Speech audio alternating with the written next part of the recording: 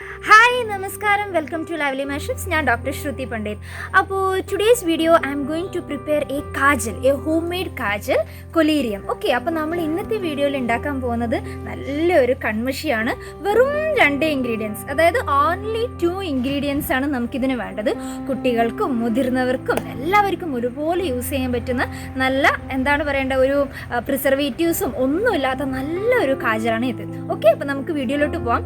അപ്പോൾ ഇതിന് ആദ്യമായിട്ട് വേണ്ടത് ഒരു ചെടിയാണ്, പ്ലാന്റ്. നമുക്ക് ഒരുപാട് ഔഷധ സസ്യങ്ങൾ വെച്ചിട്ട് വേറെ വേറെ രീതിയിലുള്ള കൺമഷി ഉണ്ടാക്കാം. പക്ഷേ ഇന്ന് ഞാൻ ഉണ്ടാക്കാൻ പോകുന്നത് പൂവാങ്കുരുന്തൽ എന്ന് പറയുന്ന സഹദേവി എന്ന് സംസ്കൃതത്തിൽ പേരുള്ള ഒരു ചെടി വെച്ചിട്ടാണ്. അപ്പോൾ നമുക്ക് വീഡിയോ കാണാം. അപ്പോൾ ഇതാണ് ഞാൻ പറഞ്ഞ പൂവാങ്കുരുന്നൽ. ഇൻ സാൻസ്ക്രിറ്റ് ഇതിൻ്റെ പേര് സഹദേവി എന്നാണ്. And its botanical name is Vernonia cinerea. Okay, അപ്പോൾ ഈ പ്ലാന്റിന് ഒരുപാട് ഔഷധ ഗുണങ്ങളുണ്ട്.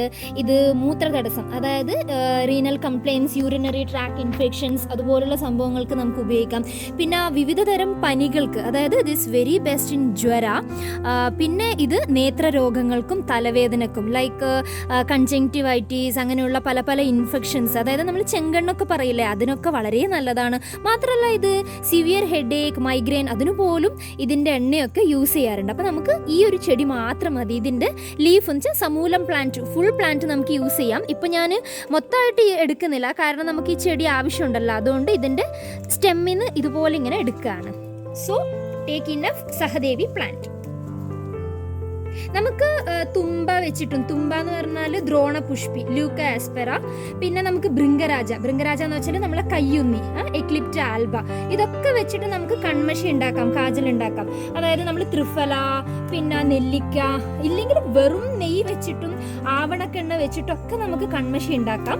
ഇപ്പോൾ സഹദേവി വീട്ടിലുള്ളത് കൊണ്ട് ഞാൻ സഹദേവി വെച്ചിട്ടാണ് ഉണ്ടാക്കുന്നത്. സാധാരണ പണ്ട് കാലത്ത് നമ്മുടെ വീട്ടിൽ കുഞ്ഞുങ്ങളൊക്കെ ഉണ്ടായാൽ ഇതുപോലെ കൺമഷി ഉണ്ടാക്കുന്ന ഒരു പതിവുണ്ട്. ഇപ്പം എല്ലാ വീട്ടിലും ഉണ്ടാക്കുന്നുണ്ടോ എന്ന് എനിക്കറിയില്ല.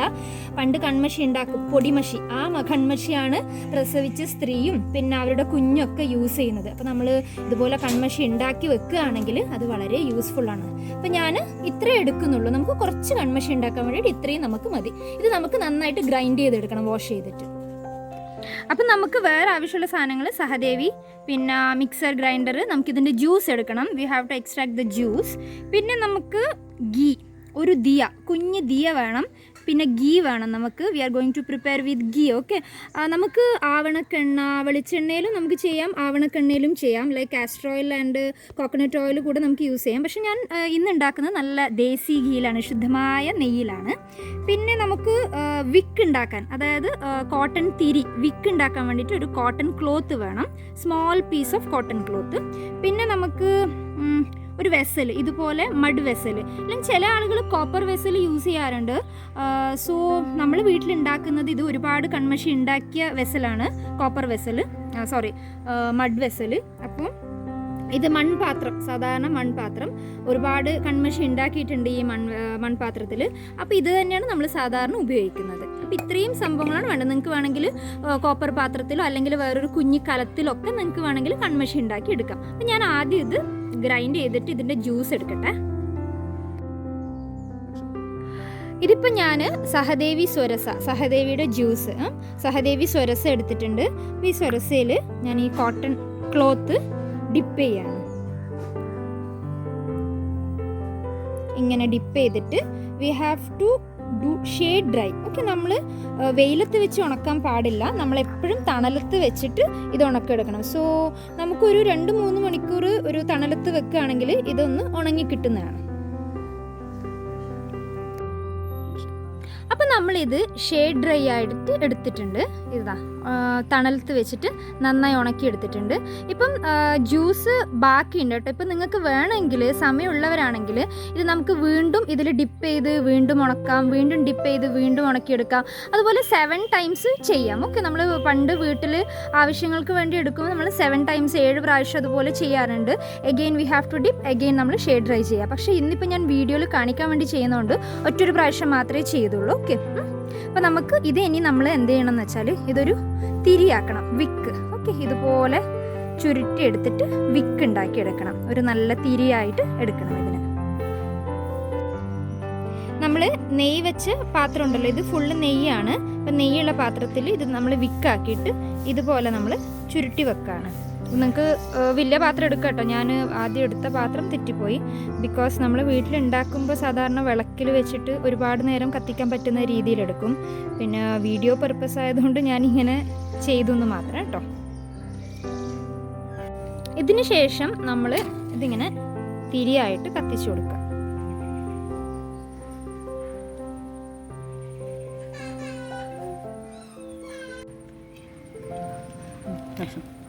അതിനുശേഷം നമ്മുടെ ഈ പാത്രം ഉണ്ടല്ലോ, നേരത്തെ കാണിച്ച പാത്രം, ഇതുപോലെ കവർ ചെയ്യണം. കാരണം ഇതിൽ നിന്നുണ്ടാകുന്ന ആ സ്മോക്ക് ഉണ്ടല്ലോ, അത് നമ്മൾ ഇതിൽ കളക്ട് ചെയ്യണം. അപ്പോൾ നമ്മൾ അതിനുവേണ്ടി ഒരു കല്ല് ഇവിടെ ഇങ്ങനെ വെച്ചിട്ടുണ്ട്. എന്നിട്ട് ഇതിങ്ങനെ കവർ ചെയ്ത് കൊടുക്കുകയാണ്.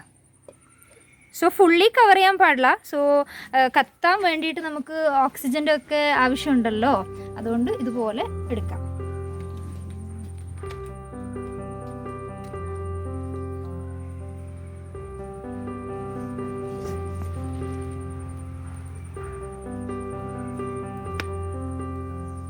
ഇതിപ്പോൾ നന്നായിട്ട് കത്തുന്നുണ്ട്. അതിൻ്റെ ആ കളക്ട് ചെയ്യുന്ന ഇതൊക്കെ ആ ഓട് പാത്രം ഉണ്ടല്ലോ, ഈ പാത്രത്തിൽ നമുക്ക് കളക്ട് ചെയ്ത് കിട്ടും. ഇത് വലിയ തിരി വലിയ പാത്രമൊക്കെ ആണെങ്കിൽ ഒരുപാട് നേരം നമുക്ക് കത്തിക്കാം. അപ്പം അതിനനുസരിച്ച് നമുക്ക് കൺമഷിയുടെ ക്വാണ്ടിറ്റിയും കിട്ടും ഒരുപാട്. അപ്പോൾ ഇതിപ്പോൾ ഇങ്ങനെ കത്തിക്കൊണ്ട് നിൽക്കുന്നുണ്ട്. ഞാനിപ്പോൾ ഇങ്ങനെ വീഡിയോയിൽ നമുക്ക് കാണിക്കേണ്ട പെട്ടെന്ന്. ഇവിടെ മഴ പെയ്യുന്നുണ്ട്. അപ്പോൾ പിന്നെ മഴ പെയ്താൽ കുഴപ്പമാവുമല്ലോ, അതുകൊണ്ട് ഞാൻ പെട്ടെന്ന് എടുക്കുകയാണ്. ഇത് ചൂടുണ്ട്, നോക്കുക, ഇങ്ങനെ കത്തിച്ചുകൊണ്ടിരിക്കുകയാണ്. ഇത് കണ്ടോ, ഇതാ ഇതുപോലെ നമുക്ക് കരി കിട്ടിയിട്ടുണ്ട്. അപ്പോൾ ഇത് മുഴുവനായിട്ട് കത്തിയാണെങ്കിൽ നമുക്ക് ഒരുപാട് കിട്ടും. ഇതിപ്പോൾ ജസ്റ്റ് ഞാൻ വീഡിയോ പർപ്പസിന് വേണ്ടിയിട്ട് എടുക്കുന്നതാണ്. ഇത് നമ്മൾ പിന്നെ ഉണ്ടാക്കും ബാക്കി. ഓക്കെ,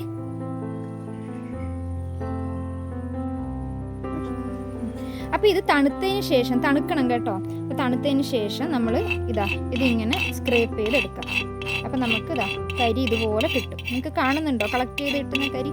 ഇതിനെ പറയൽ പൊടി മഷീന്ന് പറയും. ഇത് പൊടിയായിട്ടാണ് ഉണ്ടാകുന്നത്, പൊടി മഷീന്ന് പറയും.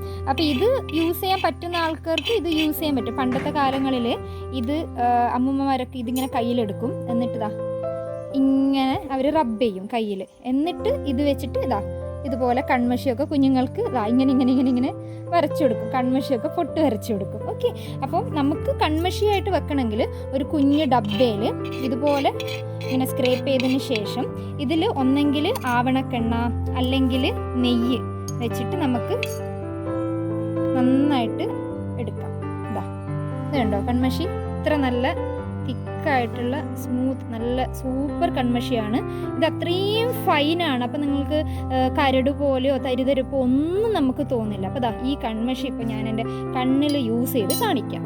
ഓക്കെ,